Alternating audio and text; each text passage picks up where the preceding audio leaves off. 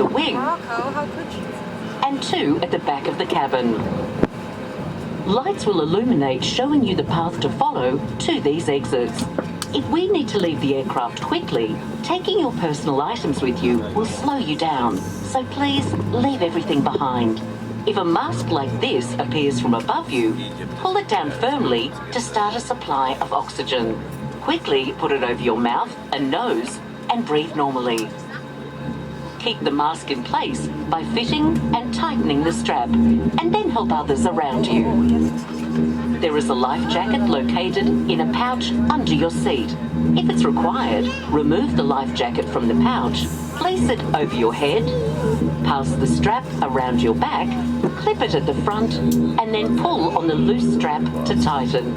Only inflate your life jacket as you leave the aircraft by pulling down on the red tag. You can top up your life jacket by blowing into this mouthpiece. The life jacket also has a whistle and a light to attract attention. There are emergency escape and flotation devices accessible from each exit, and a life raft at the rear of the aircraft. By law, you must not tamper with or remove any aircraft equipment unless authorized. You must comply with any instructions from our crew and any signs that you see on board. Smoking, vaping, or